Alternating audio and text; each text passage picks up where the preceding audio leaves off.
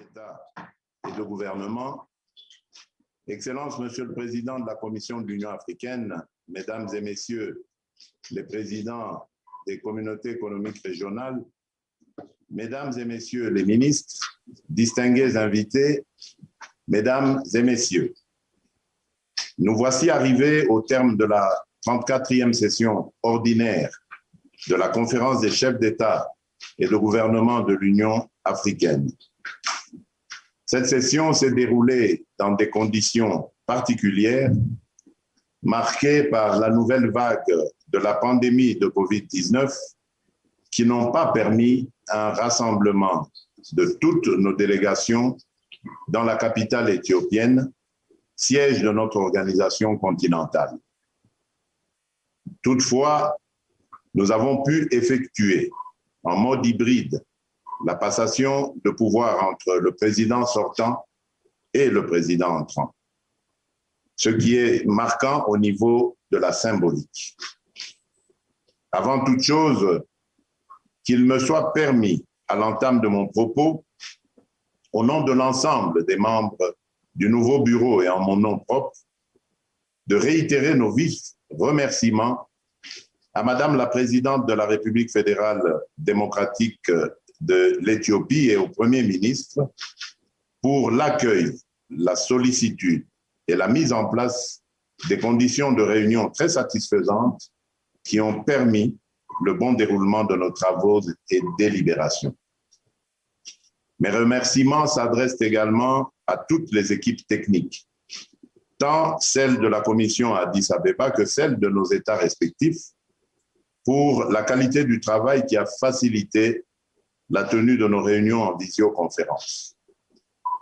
Je tiens aussi à rendre un vibrant hommage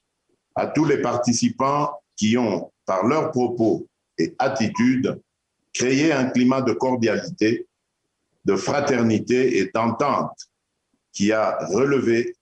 la qualité de nos travaux. Je voudrais particulièrement réitérer nos sincères remerciements à mon frère, le président Cyril Matamela Ramaphosa, que nous avons proclamé au cours de cette session champion de la lutte contre la COVID-19 pour la qualité du travail abattu au cours de son mandat de l'Union africaine. Ce sommet a été un défi majeur pour prouver notre volonté commune d'envisager le futur sous l'angle de l'action et de l'efficacité. Je me félicite de tous les actes forts et exemplaires de nos assises, notamment l'organisation sereine et adéquate des élections dans le cadre du renouvellement des postes de responsabilité au sein des organes de notre organisation. Je profite ainsi de cette occasion pour féliciter le président de la Commission pour sa réélection à la tête de celle-ci et la vice-présidente pour son élection, sans oublier le directeur exécutif de l'ADUA NEPAD ainsi que tous les commissaires qui viennent d'être élus. Excellences, Mesdames et Messieurs, le thème général de cette mandature 2021 consacrée à l'art, à la culture et au patrimoine africain est par lui-même un idéal panafricain de nos pères fondateurs qui ont milité, parfois au prix de leur vie, pour la reconnaissance, l'édification et la protection de ceux qui constituent l'âme et l'originalité de l'Afrique. Car, dit-on, un peuple sans culture est un peuple sans âme. Remettre à l'ordre du jour de nos discussions cette thématique, c'est consacrer un temps de revisitation et de méditation sur les origines, le parcours de l'art, de la culture et du patrimoine africain, non pas par nostalgie, mais pour y puiser les leçons nécessaires qui doivent constituer des repères pour nos États et nos peuples. Mais c'est surtout ouvrir la voie pour que les États africains puissent utiliser leurs ressources artistiques, culturelle et patrimoniale comme levier pour le bonheur de leur peuple. Les femmes et les jeunes, dont l'inventivité en ces matières n'est plus à contester, constituent un grand atout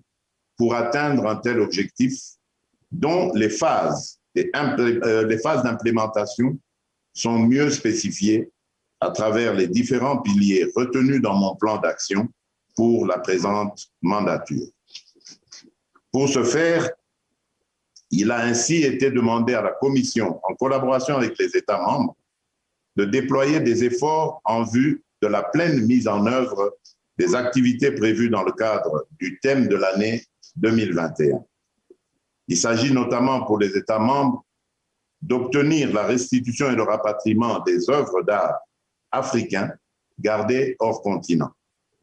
de participer à la 2e réunion biennale de Luanda sur la culture de la paix qui se tiendra en Angola en 2021,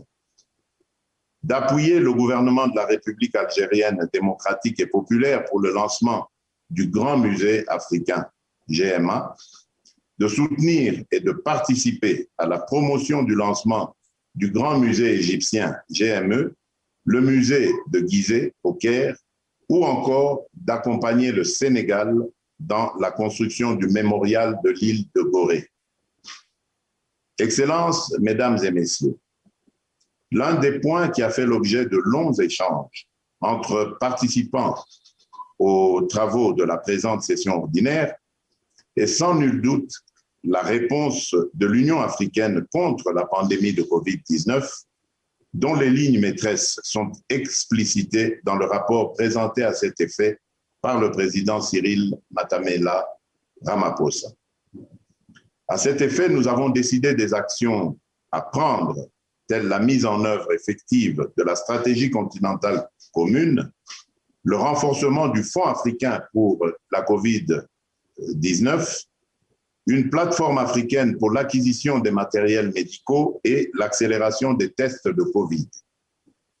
L'Assemblée a approuvé le dit rapport sur l'activité des envoyés spéciaux pour la réponse contre la Covid-19 et le travail effectué par la Task Force africaine, groupe nouvellement créé pour l'acquisition des vaccins. Le principe du renforcement et de l'autonomisation du CDC a été adopté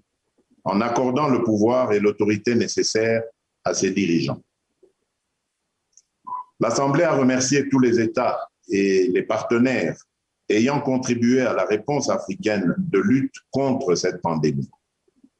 Elle a également appuyé la proposition de l'Organisation mondiale du commerce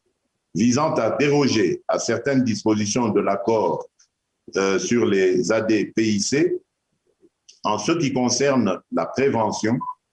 le confinement et le traitement de la COVID-19. Elle a saisi cette occasion pour attirer l'attention sur la nécessité de renforcer le système de santé sur le continent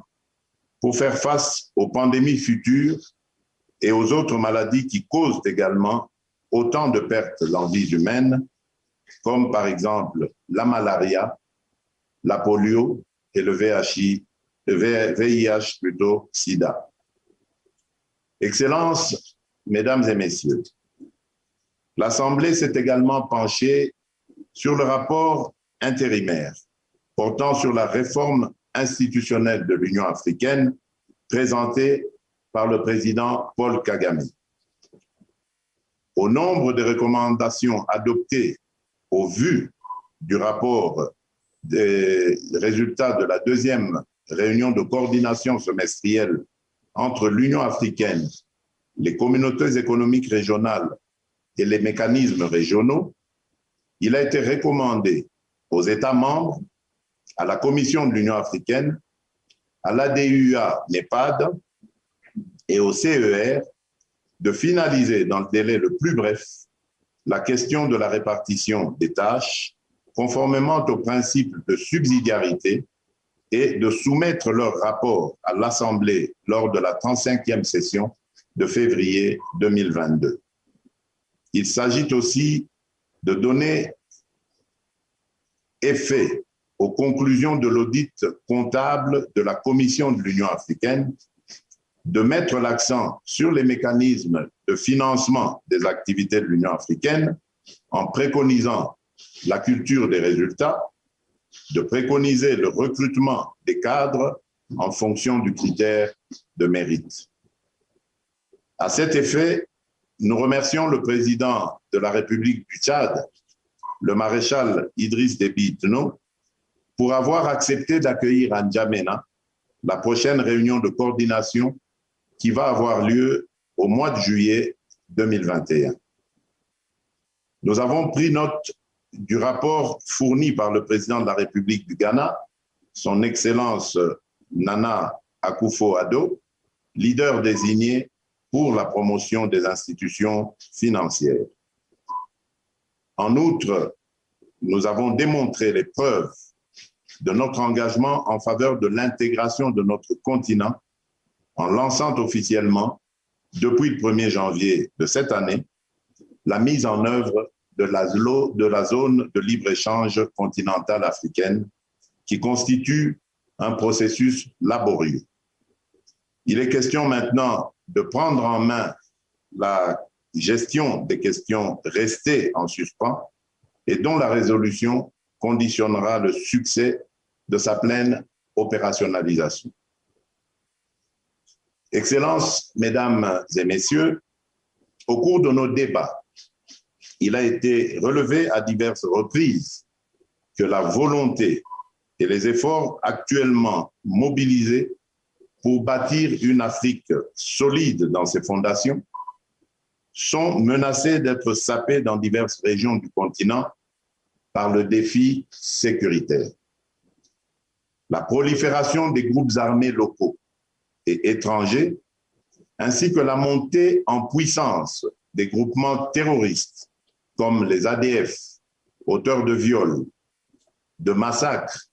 de destruction des écosystèmes et de pillage de richesses naturelles en Afrique centrale, particulièrement en République centrafricaine, dans l'Est et au nord-est de la République démocratique du Congo,